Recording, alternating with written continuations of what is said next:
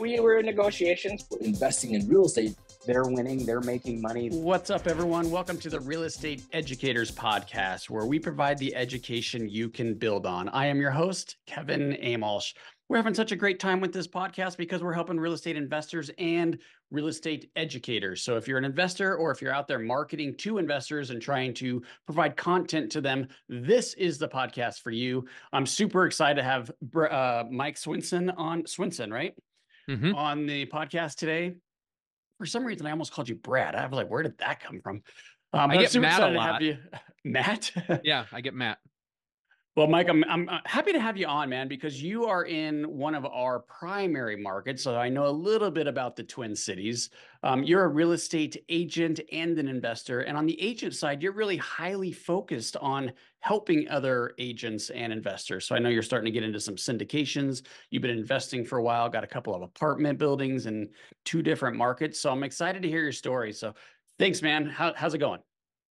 It's going good. I'm really excited to be on here, Kevin, and to be able to share my story and hopefully inspire people that are still trying to figure out their path, or, maybe be a resource to help people that have questions. I love helping people. And so, that's what I'm about. Yeah. And I was on your podcast. I want to hear more about your podcast, but I was on that and I was very evident that you really do have a passion for helping people. So let's go back, because before you can even help anybody, you got to actually have a little bit of success yourself. So how did you even get into real estate? Yeah.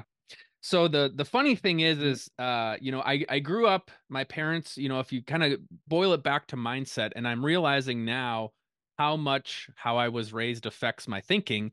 Raised, get a good job, get stable benefits from your employer, contribute to your 401k. And so that was kind of my upbringing. I grew up middle class.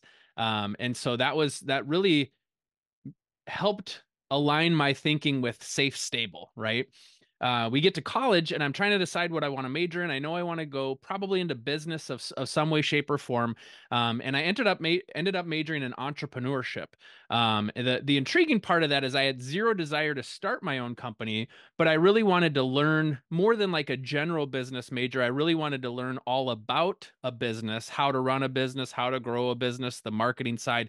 So I liked kind of the 360 aspect of an entrepreneurship major. But while most of my classmates, either took over the family business, started their own company, I went back to safe, stable. The ironic piece was I knew halfway through, since I wasn't going to start my own company, at that time, I mean, this is back in, early 2000s, entrepreneurship wasn't kind of the buzz that it was today. A lot of people didn't even know what entrepreneurship was. So I had to explain it to people, but I knew a large employer, that safe, stable that I was going after wasn't going to hire somebody with an entrepreneurship degree. So I was going to add a second major, and it was either going to be finance or real estate. The funny thing is real estate didn't really, I wouldn't say a lot of people hired real estate majors right out of college. So that's where I went with finance.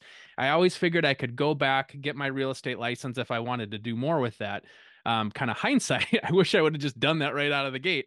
So I ended up working for a nonprofit for 10 years. I started out in the finance department, kind of as a financial analyst. That switched over to operations. And so kind of 8 of those 10 years, I did operations and managed operations.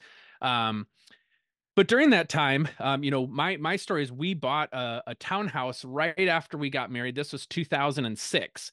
And I remember being super excited because it was a 2-year-old townhouse complex and we bought it for less than the previous owners bought it for. So I thought we're getting a good deal, right? I was completely naive to what's happening here.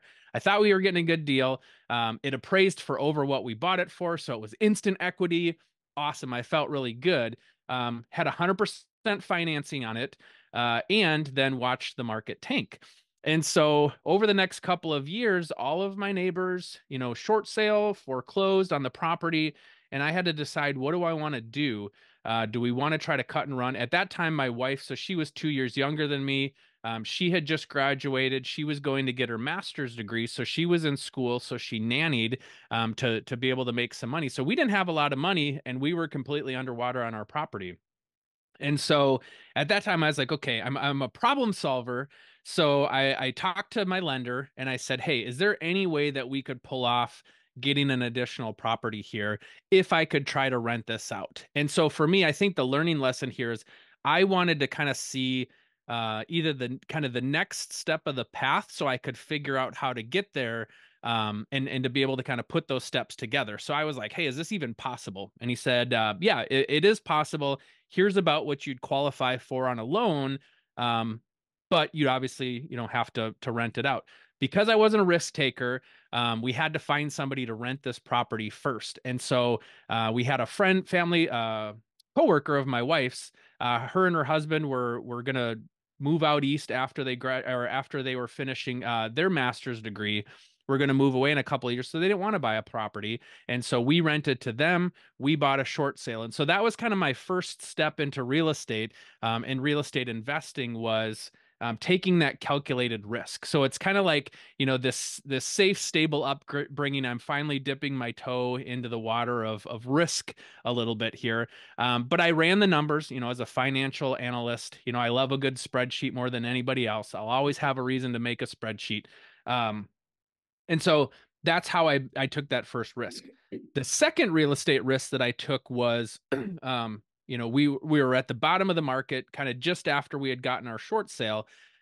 My brother-in-law was looking for another place to live. And so properties were dirt cheap at that time. And so I was like, how do we make this work where maybe I could buy it, fix up a property, and rent it out to him? We had in this case, my in-laws had a home equity line of credit that they were willing to use because it was helping their daughter, my wife, and helping their son. And so we kind of put our heads together and say, hey, let's try to do this. So we bought a property for $36,000. This was kind of bottom of the market in St. Paul. Fixed it up. We found out after we bought it that if we didn't buy it, the city was going to tear it down and just make it a lot.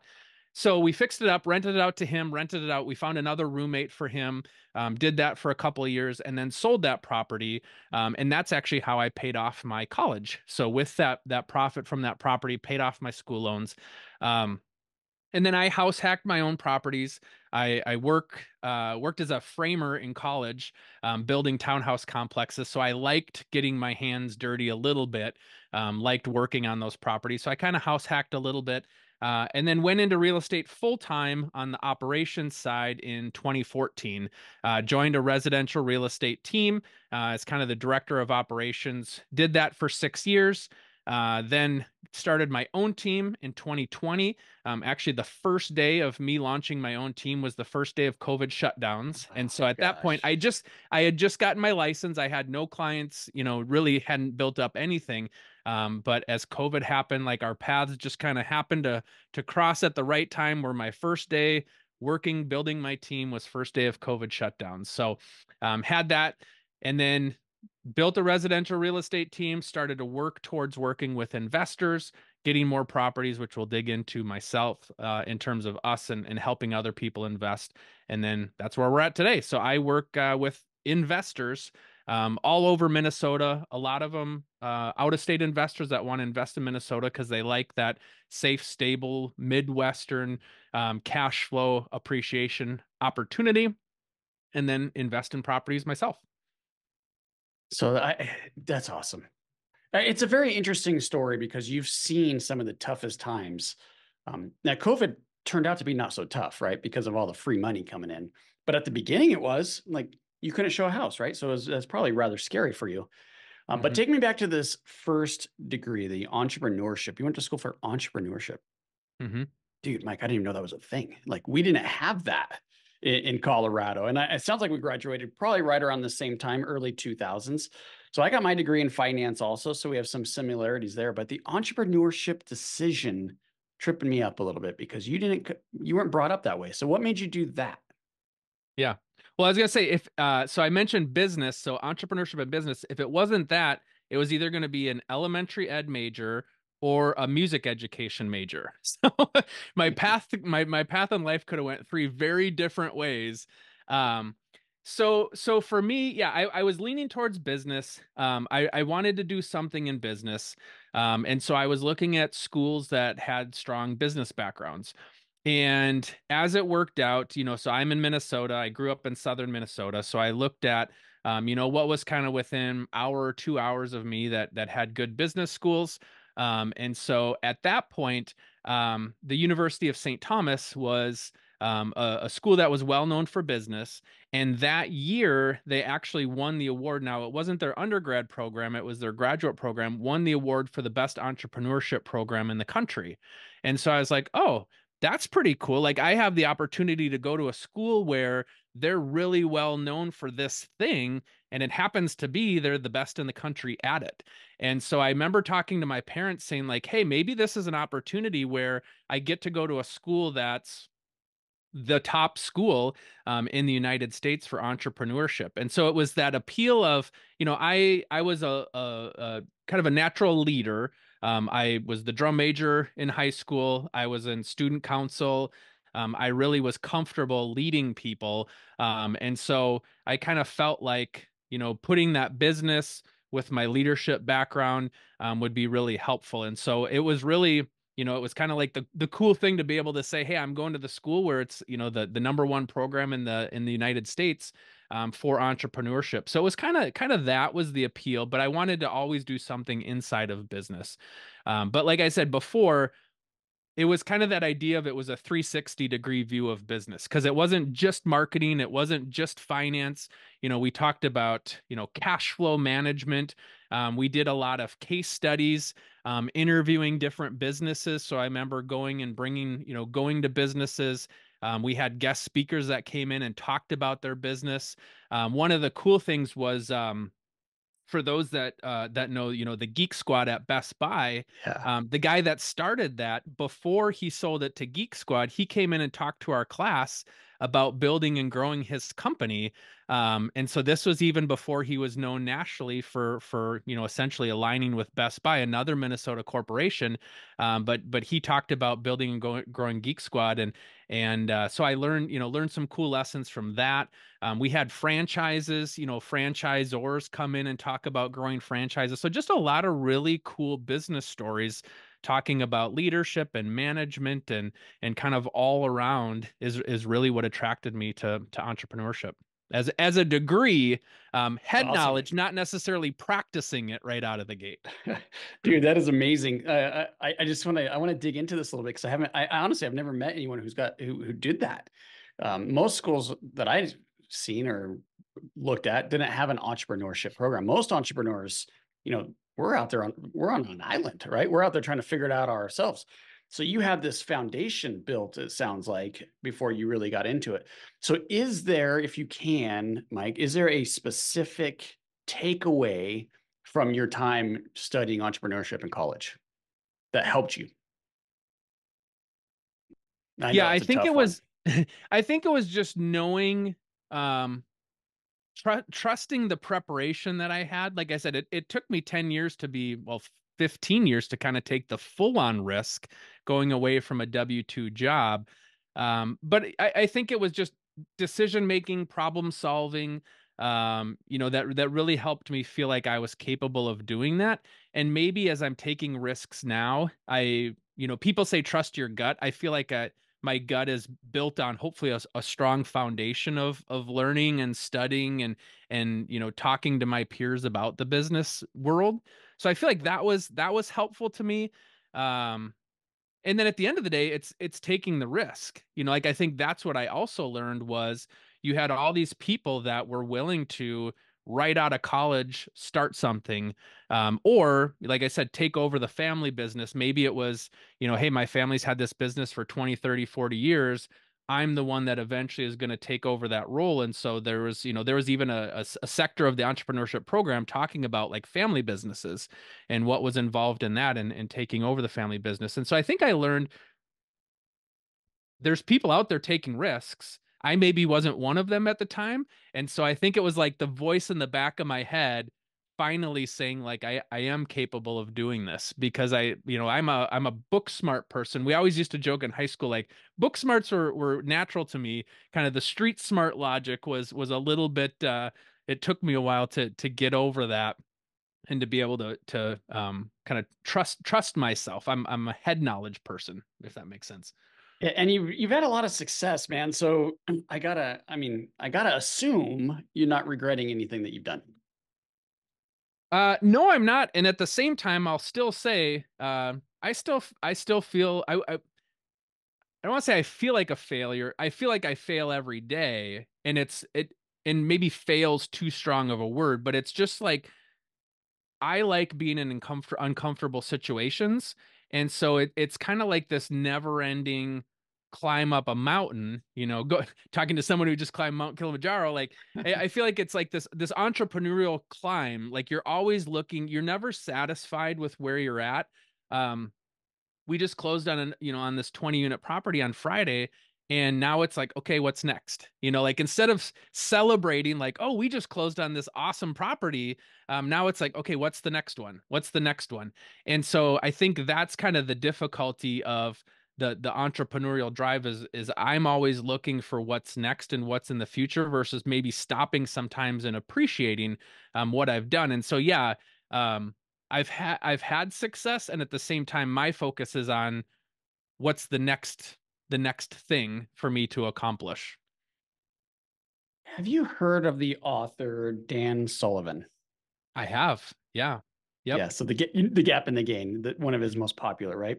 What you're saying right now just resonates with me because I'm currently listening to 10x is easier than 2x, and they've just went through the chapter on looking in the past and then looking forward, and how a lot of entrepreneurs aren't very happy with where they're at with their life, and it's hard to create happiness, and entrepreneurs typically are always searching for that, right? Yep. So he talks about the gap in the gain and how if you could really focus on what you've accomplished instead of where you're going, it could really create some happiness. So I was just thinking that because what you just said, but for the listeners out there, if you haven't heard of Dan Sullivan, The Gap in the Gain is a phenomenal book to kind of bring this topic into perspective. Yeah.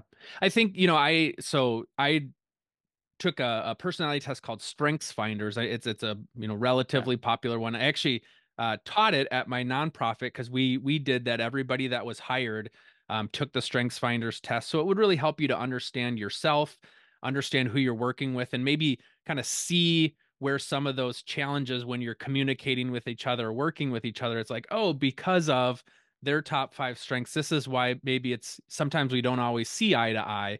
But consistently, I took it 2 or 3 times over the 10 years, and achiever was always my number one or number two, and the other one was responsibility.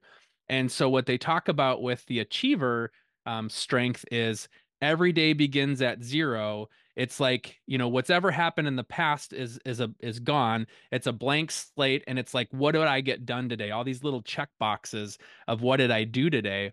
And so that's kind of what it's like. Like I have a hard time on vacation enjoying vacation because I'm thinking about the things that I have to get back to. Like, for me, success is kind of accomplishing the next thing or doing the next thing. And so even on vacations, my wife and I I would say we would have a pretty tight agenda of what we were going to do on vacation, because it was like, this day we're going here, this day we're going here, in the morning we're going to do this, in the afternoon we're going to do this. The idea of going and sitting on a beach for 5 hours like is mind-boggling to me. Like I can't sit. I could sit and watch a sporting event, but sitting on a beach relaxing, it's like I got to be doing something to move forward. And so that's probably a little bit where that restlessness comes from, is just that achiever strength where I just have a hard time sitting and doing nothing. So yeah. Yeah, I think that's super common, man. I have the same, and I'm sure a lot of listeners can relate. A lot of entrepreneurs can relate. And I think that's why we are high achievers too. So I think that's good. I want to ask you about your transition into entrepreneurship, because it sounds like that might have been a bit of a struggle for you. So how did you how did you overcome that fear of that security, the safety that you grown up searching for? Yeah, I think it was two things. Number one, from a financial standpoint, I realized that I was kind of limited unless I did something on my own. So when I worked for a nonprofit for 10 years, the reason why I went into real estate on the operations side is I felt like I hit a ceiling of achievement where, I was kind of in a director type role, and the next step was kind of the C-level role, either as a CFO or COO. And those people had been in their role for 20 years more than me. Like they were 40s, 50s year old. I was the 20 something. And it's like, for me to get that job, I'd have to do the same job for the next 10 years and get my 2%, 3% pay raise. And I was like, okay, I can't do that because now I'm having kids and paying for health insurance and all that kind of stuff. So I kind of saw this path wasn't going to end well if I kind of stayed at that income level. So I moved to real estate to get more opportunity. However, it was on the operations admin side, and I kind of saw the same ceiling there where, while I was making good money, I didn't have a say necessarily of making more, to be able to 2x or 3x my income. I could make 5% more, maybe 10% more, depending on some of the bonuses that I hit. But really, that unlimited ceiling was a little bit limiting. And so, because I was helping on the operations side, helping real estate agents make more money, build and grow their teams. The funny thing is I didn't have a real estate license, but I was training new agents on the basics, the systems, the operations, the scripts, all of that stuff. I could recite all the scripts, and I had never said them live to a buyer or seller, but I knew them because I had helped write them and train them. And so it was, kind of this idea of, I've helped other people build their wealth for so many years. Now it's time for me to go out on my own. And yeah, you're right. It was scary because I'm not naturally wired. I tell people I'm not naturally a risk taker, but if you look at the things I've done, the outsider might say, yeah, Mike, you are a risk taker, but I've never really felt like that's me. But this kind of limit on the financial side, mixed with watching other people, be able to go out on their own and hit these unlimited amounts of money, I was like, okay, I'm ready now. 10 years after my entrepreneurship degree, 15 years after my entrepreneurship degree, to finally be able to go out and do the thing that, I jokingly tell people, I'm one of the few people that actually gets to say I'm doing what I went to college for. Yeah, So that's right. it just 15 years That's later. awesome. So That's so yeah. awesome. It's Tony Robbins that says every decision we make is based on either the pursuit of pleasure or the avoidance of pain. I'm sure you've heard this. Yep. And the pain is so much more powerful than a pursuit of pleasure. So for you, like having a baby and starting a family and needing to create the income kind of drove you towards the pursuit of pleasure. So it's that pain avoidance. Does that sound accurate? Mm-hmm. Yeah, Yeah. and I had just interviewed somebody on my podcast that was talking about going into real estate. Now is a good time to start because I don't have kids yet, and I said, going and starting real estate and quitting your goods, W-2 job when you have 3 kids, like that's scary. It's So kind of scary. going back to me saying I'm not a risk taker. Well, I did that. I did say I'm done with my W-2 when I had 3 kids. And a wife that was working part-time. Like, yeah, that's a risk. But I'm betting on myself here. So yeah, it's been fun. This episode is brought to you by Pine Financial Group. Pine Financial is a private lender specializing in short-term rehab lending to real estate investors. Got a property that needs some love? We can help. We are able to offer funding solutions because we raise private money from individual investors. With more than 15 years of experience, Pine offers passive investors an alternative that provides stability, consistency, and security to your portfolio. If you like real estate but want to avoid the ups and downs and effort, a Pine mortgage fund could be a perfect fit for you. Accredited investors will experience an 8% preferred return and profit sharing. Diversify your portfolio out of Wall Street and into Main Street with a Pine Financial Group mortgage fund. Get more information at pinefinancialgroup.com. That's pinefinancialgroup.com. Yeah, and then you had to succeed at that point. So yeah, I'm a big football fan. I see you behind you all the awesome NFL helmets there. Of course, the Broncos are not on there, so we're gonna have to talk about that. But so I'm a big Bronco fan, and John Elway was like famously said, he was asked, well, like, what's your plan B? He's like, plan B? There is no plan B. This is plan A. Mm-hmm. This is where I'm going. So A lot of times that's what it takes to be successful. Now let's get into your investing. So you own a couple of apartment buildings. You just closed on one you were pretty excited about, 20 units, and you were able to put this together because of your network that you've created. So let's talk about what is the deal. Tell us how you put it together, and then let's go from there. Yeah. So I really get excited, like I said before, kind of helping other people succeed. One of my mantras going back to my days at the nonprofit, we talked about, if you want to go fast, go alone. If you want to go far, go together. And so that's kind of been one of my mantras that I've had. And so it's this idea of and I think that's backed in my background of support, right? As an operations support person, we've talked about this analogy of, when an army proceeds to take over another country or another territory, like you've got the troops that are out in the front lines, moving forward and moving that line ahead, but you can only go so fast because you have to have the people behind them that are providing the food, making sure you have the shelter and all that. Because if a soldier just runs as fast as they can ahead, well, then they're not going to have a place to eat or a place to sleep. And so it's that support behind them. And so I probably move slower than kind of the average entrepreneur because I have this idea of I want the support to be behind. But I really don't want to succeed alone. I want to have others succeed along with me. And so for me, this new 20 unit property, we did it as a syndication. We did it with most of the investors being agents on my real estate team. So I'm on the Pinnacle team. We have agents in Minnesota, Wisconsin, and Florida. And a lot of them, because their focus is on residential real estate, they've never invested before or thought about investing. And what's held them up is they don't know where to start. They don't know who to talk to. They don't know what type of strategy. And so they're kind of hung up, even though they're in real estate full time. Like you see a lot of people outside of real estate jump in and become investors, but they're in it all day long and still feel a little bit handicapped, like I don't know what to do to move forward.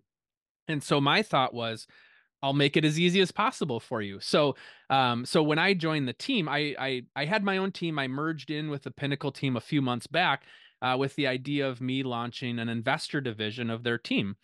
And so part of that was I was doing a boot camp where it was, here's everything that I can teach you in 4 weeks about investing in real estate. So we had, kind of just fire hose, throw as much stuff at them. Here's the different strategies. Here's a deal calculator. Here's how you start to run numbers, just giving them a basic toolkit of everything. And the feedback we heard is, I'm overwhelmed. There's so much stuff. And I said, I get it, but we're trying to just give you the toolkit and then we'll dive in deeper as we go. But the funny thing was, is as we're going through these 4 weeks of class, we run across this great 20 unit apartment building, and we kind of said like, hey, I think this might be the deal that, we when I came onto the team, I shared this vision of I want to help the agents invest themselves, find deals, do it together. Because side note, side soapbox, real estate agents on teams, like there's kind of this never ending cycle of like, I join this team, I join this team, I join this brokerage, I join that brokerage. And so I really want people to feel like this is my home. I can build wealth, grow my income, and belong here for a long period of time. Well, I want people when they join a real estate team to feel like I've got something to show for my time here. And that's through growing my income and building my wealth. And by building my wealth, it's how do we help them maybe invest in real estate? So then they're going to want to stick around too. So I shared this vision, and this is why I decided to merge, because the team owner had a shared vision with me. So back to doing these classes, they're feeling overwhelmed, like, oh my gosh, I don't know how to start the conversation. And I kind of felt like, okay, here's how we can push the easy button for you. If you haven't invested before, you can invest in this syndication. We found the property. We'll do all the work. We'll help manage it. You basically put up your money. We'll keep you in the loop for the, monthly for as long as we hold this property, 3 to 5 years, whatever it might be. And here you go. So I kind of made it as simple as possible. And so, we had an attorney draft up all the documents. And yeah, out of the investors that we had, about 70% of them were agents on our team, now getting to invest in real estate because We're making it as simple and as passive as possible for them. And then for the other 30% of the investors, it's people that are, haven't invested before. We had one who previously had their own single family property, but the other ones hadn't invested before. So it's their first deal. And, it's really cool because I got an email saying, thanks, Mike. Like, this is a dream come true. I've wanted to invest. Because one of my investors, I had a conversation with her about 6 months back of, she's like, how do I get started investing? I shared a few things, but you kind of get stuck on what you don't know, trying to find the property. How do I manage the property and all that? And so I told her, like, hey, we've got this deal. You can basically put your money into it and we'll run it. We'll keep you in the loop. It's somebody I actually worked with at my nonprofit. Um, and she's like, Mike, this is a dream come true. I now get to invest in real estate. I'm busy over here, not in real estate, doing my thing, but now I get to make money off of real estate because of what you're doing. So it's that helping people, bringing people along with me, helping them accomplish their goals with me playing a part in that is really what drives me. I love this so much. So first of all, you're building a network because they're agents on your team and you're building relationships with them. That's how you build a network. You actually build a relationship. It's not handing out your business card at the RIA, right? It's knowing who they are. So you're doing that. Now you're trying to help them. So you're adding value. Your primary goal is to add value first, and then it reciprocates, right? And now you have people that are getting into the business. You're really changing their life. This is huge, man. But let me ask you this. So these agents want the education and they want to invest in real estate, and you're giving them a passive investment opportunity. So, and I know it's still new to you, but are they like calling you, like, what are you doing? How, like, trying to learn through the process, or are they really a passive investor? Yeah, so it's a different mix, I would say. Out of the team, there's a handful of them that are really leaning into the investment side. A handful of them want to lean into the investment side, but aren't ready to take action. And then there's a handful of them that don't want anything to do with it and would rather just we do it. So I think it really depends on their personality. But the thing that always struck me, and so this is kind of why I've stuck with the investment side of real estate, is when I came over on the admin side, I assumed that agents were making a bunch of money. I assumed that they had a lot of wealth. And there's that top tier that really are killing it, making multiple six figures and all that. But there's so many agents that are just struggling. It's like I need that next commission to pay my rent. And I may not even be a homeowner as an agent. That was another surprise. I assumed you're buying what you're selling, but people didn't have enough money to save up and buy their own home, or didn't know if this is where they were going to be long term, so they didn't want to buy a home. So I always was so surprised of how many agents aren't utilizing real estate and investing in real estate as their future path. And so that's another kind of soapbox thing for me, is I want to hopefully show agents, like, you're in the right spot. You don't have to look elsewhere. You don't have to do anything else. Like, you are in the right industry. And for people that are, stockbrokers, if I get inside information and I make money because of the inside information I have, I'm going to go to jail for insider trading. In real estate, I have access to all the information that I need, all the tools, all the resources, and I'm not taking advantage of that. I'm doing myself a disservice. And so that's where I'm so passionate about helping people in real estate see the gold mine they're sitting on and wanting to reduce the barriers they're putting in their own path to show them how to succeed in real estate. And so whether it's, yeah, if I have to help, if they want to kind of take it and run with it, I'm happy to give them information. If they want to just put their money into a deal, I'm happy to do that too. So kind of meet them where they're at and help them get started. Because once they get in it, they're going to start to learn more. But it's that going from nothing to something that seems to trip up a lot of Yeah. agents. And they might have confidence. Like, I mean, look, this. It's scary. It's Hmm. scary to go out and buy your first investment property. So you're creating a very easy, the easy button, right? You're a very easy way to get in. Maybe it builds their confidence a little bit. And as they get their knowledge through your boot camp, and now they're seeing the cash flow, maybe they will go out and buy it on their own. And now Hmm. you really are changing their life. Hmm. On this 4-week boot camp, like, where did that idea even come from? Um, I s- we had a lot of questions from agents. They didn't know how to get started, And so I came up with it and said, let's try to give you as much information as we can in a reasonable period of time. So at least you feel like you have, kind of going back to the confidence, at least you can guide a conversation perhaps with somebody in your database. Because the longer term play here is I'm helping the agents, but they have databases of hundreds of people that also need to learn how to invest in real estate. And so I see it as I'm hopefully empowering the agent to have those conversations with their database, similar to how I'm having the conversation with them. So if they want to talk to somebody in their database about getting started investing in real estate, it could be, here's this guy, Mike, talk to him. Or it could be, I can now have a reasonable conversation to help point them in the right path. Or here's this opportunity our team is doing together, and you can just passively invest.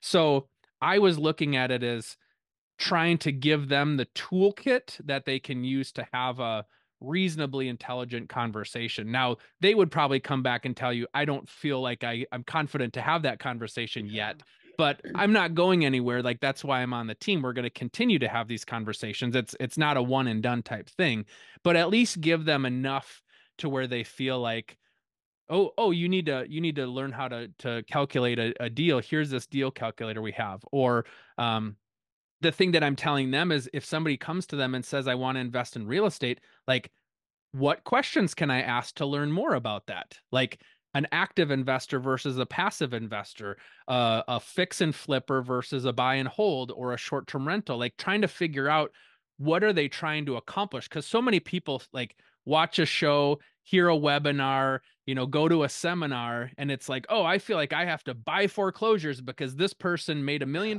buying foreclosure. And it's That's like, exactly what I did. that might not be the right path for you. So Right. trying to find the path that fits your lifestyle, fits your job and where you're at in life, and it helps you accomplish the right goals. I tell people, my goal is to be the real estate matchmaker. I want to match what you want to do with the type of property or the type of strategy that's going to be a fit for you. And it might not be me, it might be different options, but at least to know enough people in the industry where I can say, oh, you want to do this, you should go talk to so-and-so, because they can really help you with what you're looking for.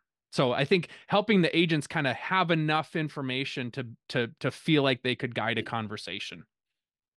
And they don't learn that in school. They don't learn that in real estate school. It's amazing to me. I've never been through it, so I don't know. You could correct me if I'm wrong here, but I am absolutely amazed at how little agents learn about real estate in real estate school. It's about the agreements and keeping yourself safe. It's not about actually transacting business or helping their client. It's very bizarre. Yeah. And even for the people on the residential side, there's really not much out there for investors. I remember when I got my license as part of continuing ed, I took classes where it was like working with investors, or I tried to pick like the most somewhat investor related topics. I wouldn't say I came out of that with anything that I really learned. It was, kind of the head knowledge, but people just have a hard time doing it and Yeah. applying and feeling like, I don't know what I don't know, but I got to go figure it out. I think that Yeah. that's what trips people up. So yeah, so I think at the least just showing people I can be a resource to help you. Your investment strategy might change over time, but it's really figuring out how to get people started. Because to your point before, once you get started, you get some confidence, and then you can build and grow off of that. And yeah, your first deal might be a passive investment in an apartment complex, but maybe later in life you decide you want to be a fix and flipper, and so you do that. But you got that start because you had that first exposure through a very simple, easy way to get started investment deal as a syndication. I totally agree with you. All right, is that boot camp a good recruiting tool? Do you use it as a recruiting tool, or what benefits are you getting out of? I mean, I know you got the syndication and you got these relationships, but what other benefits are you getting out of it? Yeah, for me, it's it's something as we continue to grow the team.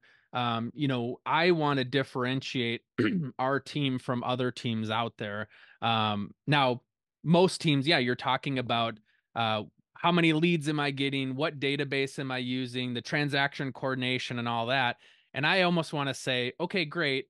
And what are you actually doing? I had kind of mentioned this earlier, like being a part of this team, what are you going to get out of it long term? I'm kind of looking for that end cap thing that's going to want to keep people sticky to a team and do something completely different than every other team does.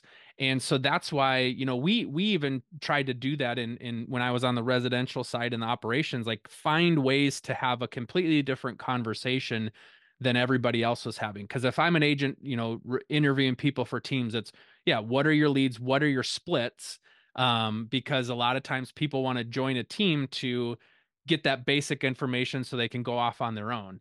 And like I said, kind of that mantra of, if you want to go fast, go alone. If you want to go far, to go together. I really believe like there's a lot of value on a real estate team, and we can do a lot more together. And so if I can help you build wealth through investing in real estate, you're going to want to stick around on the team because we're investing together. We're helping you find deals, apartment deals.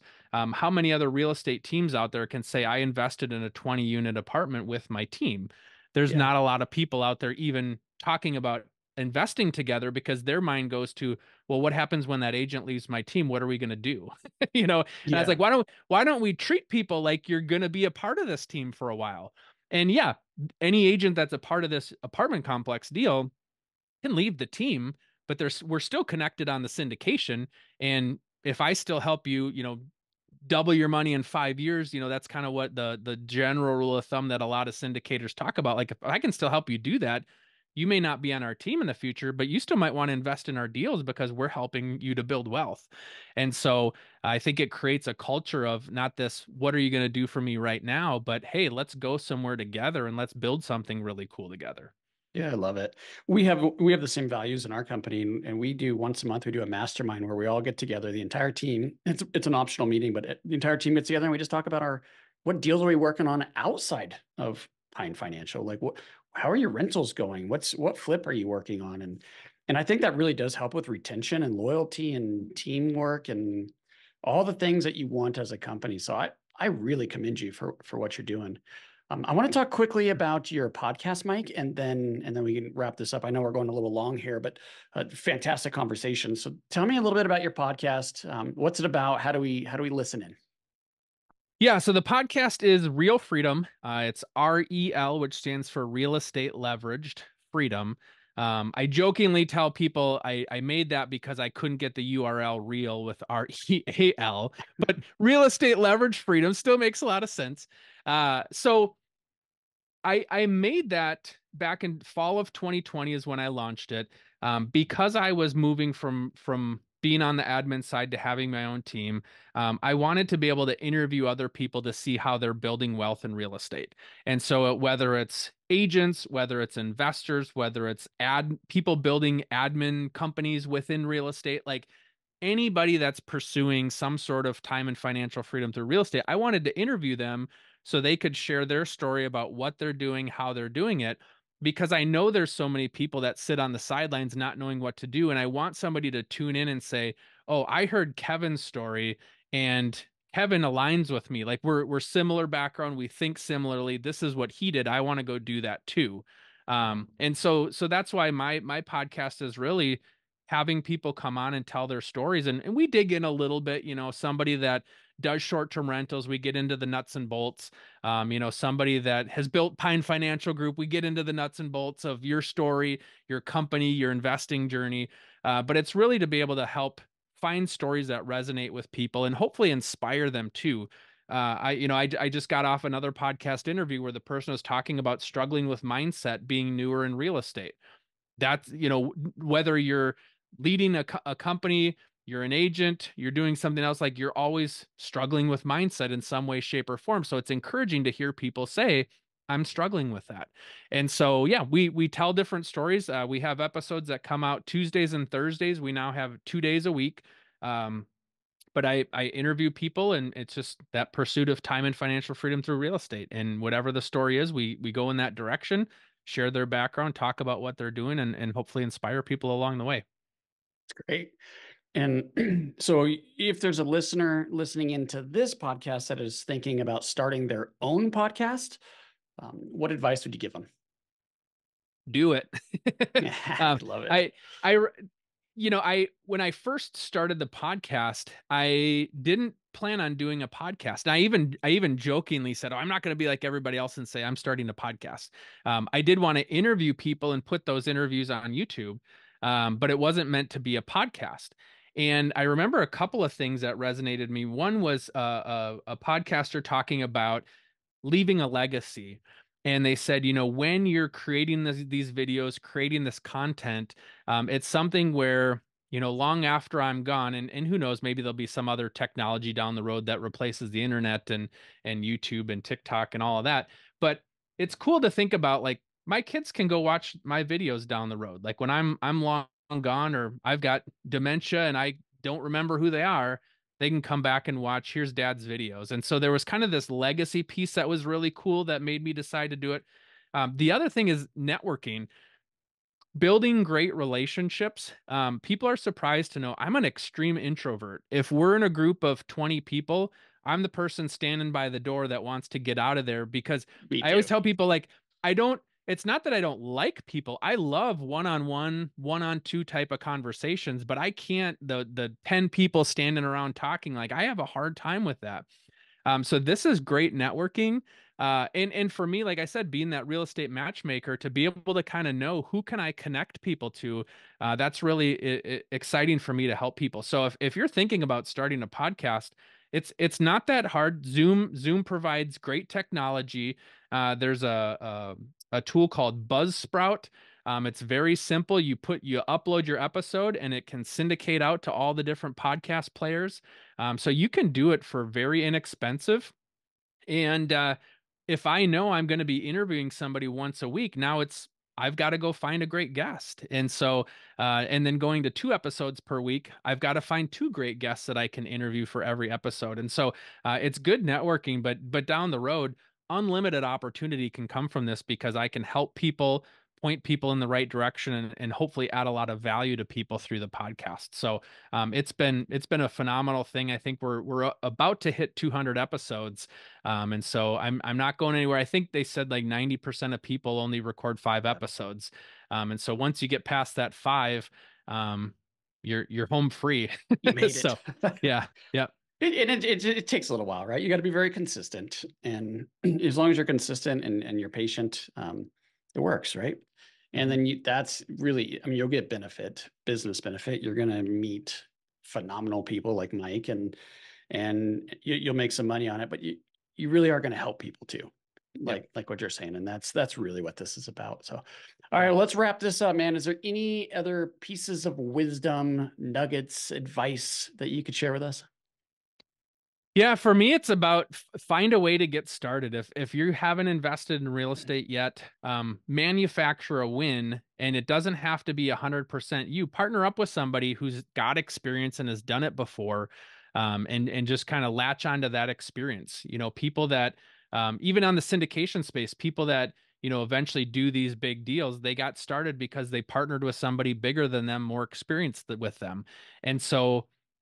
For you, it's kind of find somebody who you might know and trust that's doing what you might be interested in doing as it relates to real estate investing, and just say, hey, how can I come along? How can I add some value to what you're doing? And you're going to learn along the way.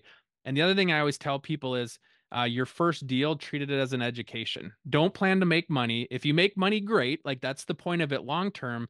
But if I want to go back, if I was working my W-2 job and I wanted to find a way to increase my income, I'd go back to school and get my master's degree so I could get a higher paying job, right? It's the same way here. I'm going to go get my master's in real estate investing by investing in a deal, and it might cost me 5, 10, 20, $30,000 to do that, but a master's degree is probably going to cost you a heck of a lot more than that. And you're going to gain a lot of experience from that you can then use to make more money in the future. So treat it as an education expense, and don't be afraid to get going. I love that advice. So, I think it's Kiyosaki that says he defines leverage as the ability to do more with less. Very simple. And so we talk a lot about leveraging money, but what you're talking about here, Mike, is leveraging other people. And that's absolutely the case. And you can accomplish a lot when you do that. How can our listeners leverage you? Is there anything you could do to help? Yeah. So if you want to, learn more, I'm always happy to help people. And so I have a website. Well, it points to Real Freedom, but freedomthroughrealestate.com. You can go there. You can, there's a kind of a learn button, a connect button. You can find a way to connect with me there, but freedomthroughrealestate.com. And really, everybody's in a different spot on their journey. And if you just want to reach out and talk to me about how do I get to my first step? How do I get to my next step? If it's not me, I want to point you to the right person. And so I really want to remove the barrier of I don't know what to do or I don't know what to do next in my real estate investing journey. So if there's any way I can help with people out with that, reach out to me and let's have a conversation or shoot me a text, and yeah, we'll figure it out so that you don't feel like you can't do it or you're doing it alone. Oh, that's awesome. And I just want to, I have to say this because you're so giving. So if you're going to take advantage of this, if you're going to call Mike and talk to him and try to work together, maybe invest in a project or whatever it is, just be respectful of his time, because I know a lot of people will reach out and just want to suck and take. And I'm just so sensitive to that. So I just want to share that because you're being very kind to say what you're saying. So I just want people to respect that. So again, it's freedomthroughrealestate.com. You can connect with Mike Swenson out of the Twin Cities, a fantastic place to be. That's the best way to reach you then, of the website. Mm-hmm. Yeah. There's a button to book a call there. So. All right, freedomthroughrealestate.com. Check out his podcast as well. And with that, I'm going to ask that if you haven't yet, leave us a 5-star review. We're working really hard to bring value, and share it with your friend. And with that, I hope you have a fantastic day. Hey guys, I hope you enjoyed this episode as much as I did. If you did, please be sure to follow and leave us a review. Oh yeah, and tell a friend.